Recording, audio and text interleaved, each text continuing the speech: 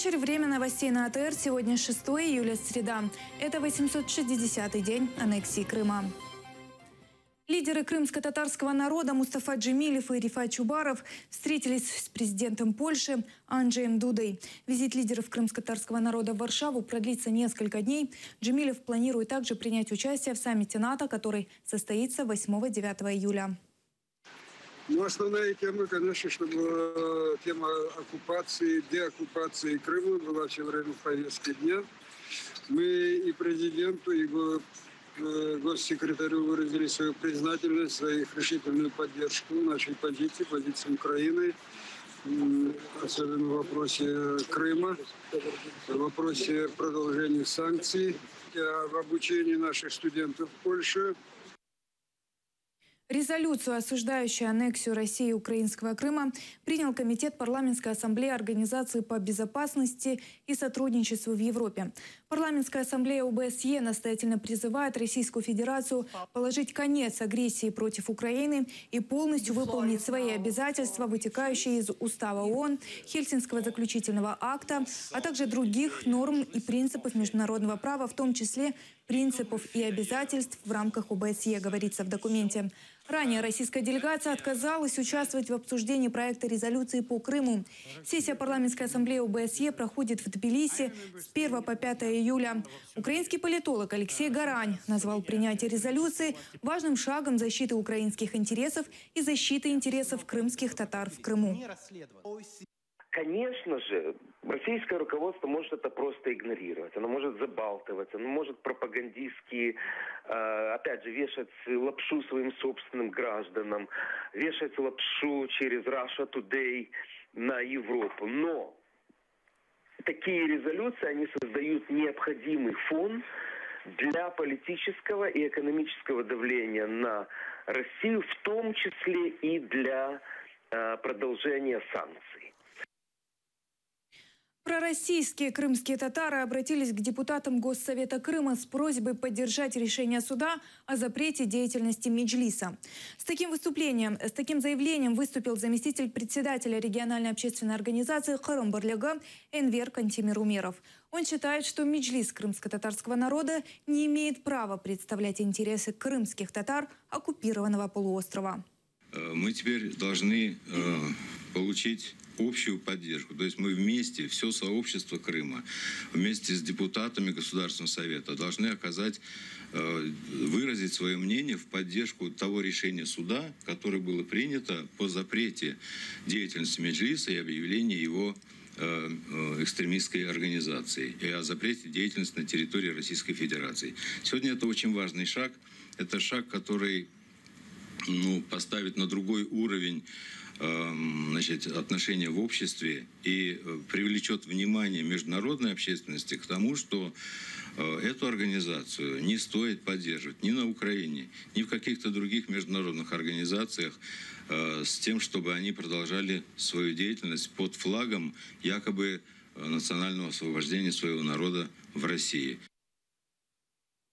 Крымский политзаключенный Али Асанов отметил 31-й день рождения в Симферопольском СИЗО. В прошлом году, 15 апреля, его арестовали по так называемому делу 26 февраля. Вскоре после задержания у него родился 4-й ребенок. Это обстоятельство не убедило крымских судей смягчить меру пресечения.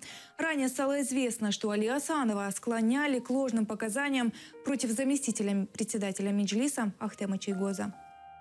Он объяснил, что он был там, участвовал в этом митинге, получается.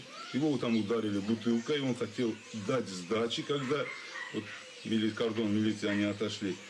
Именно этому человеку, говорит, я это признаю, но я его даже не смог ударить, говорит.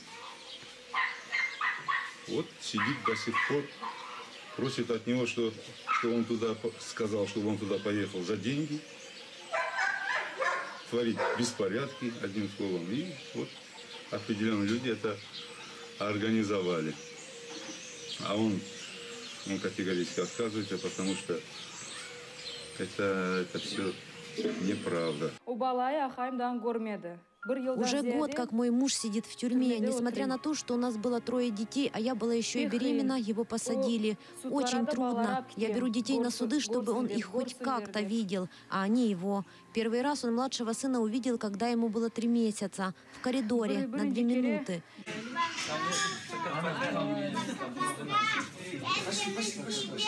На судах он смотрит на детей и плачет, а они на него и тоже плачут.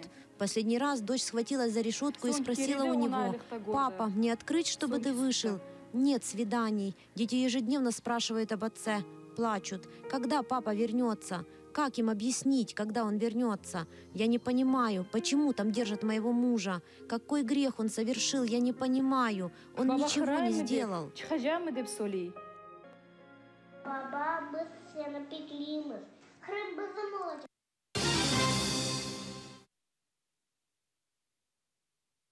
Крымские абитуриенты из Крыма будут изучать крымско-татарский язык и литературу в Киевском национальном университете имени Тараса Шевченко по льготной системе и без сертификатов ВНО. Больше знает наш журналист Исмаил Газиев. Сергей Прищеп остановился на специальности крымско-татарский язык и литература после нескольких лет поисков. Сначала поступил на картографа-геодезиста, затем попробовал себя в психологии. О том, как будет использовать диплом с необычайной специальностью, пока не задумывается. Інша мова, інша культура. Чим більше дізнаєшся про іншу мову, тим більше дізнаєшся про культуру і починаєш більше розуміти інших людей, саме тієї національності, саме тієї культури. Маилея Гьяева планировала изучать крымско-татарский язык и литературу с детства. Специально для этого перевелась в национальную крымско-татарскую школу. Когда в Киеве открыли специальность, подала документы. Я хотела усовершенствовать свои знания, я хотела свободно владеть этим языком. Хоть дома мы, конечно, и разговариваем на крымско-татарском, но у меня нет таких обширных знаний, к сожалению. И я думаю, что эта специальность, она мне поможет в дальнейшем. Я планирую работать на телевидении. Центр крымско-татарского языка и литературы в университете Шевченко работает 2 года. За это время поступило около 30 студентов. Большинство из них – это украинцы. Для обучения здесь создали все условия. Есть своя небольшая библиотека и современная техника. Это наша библиотека, в которую хоть и немало, но есть очень полезные книги, произведения наших писателей знаменитых. Также у нас словари есть, научные журналы. В этом году вступительная кампания в университете Шевченко на специальность крымско-татарский язык и литература начнется 11 июля. Для этого нужно иметь сертификаты по украинскому языку и литературе, истории Украины, иностранному языку. Цього року наша спеціальність отримала нову назву «Кримсько-татарська мова і література», англійська мова. Тобто студенти, які отримають ступінь бакалавра, вони вже будуть мати в дипломі записані 2 іноземні мови, тобто кримсько-татарську та англійську, які вони поглиблено будуть вивчати, починаючи з перших днів навчання у нас. Для абитуриентов из Крыма при поступлении будут предоставляться льготы. Те, кто не сдавал ВНО, смогут поступить по результату вступительных экзаменов. Исмаил Газиев, Эльдар Тарахташ, Заман, АТР.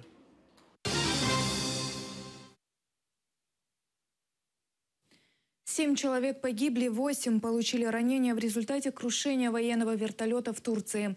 Вертолет транспортировал турецких военнослужащих и их семьи. Правительство Турции исключает возможность нападения и сбивания самолета.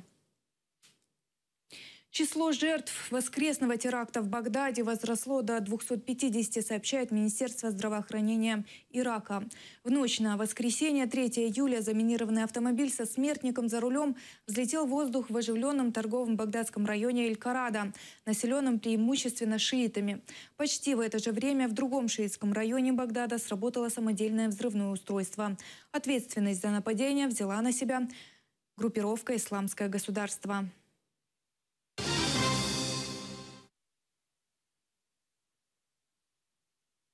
Керченский мост строят российские студенты. 6 профильных вузов России сформировали студенческие отряды для участия в строительстве моста от Крыма до Краснодара. На строительной площадке работают 67 студентов, которых поселили в поселке в районе Тамани. Их миссия продлится до сентября.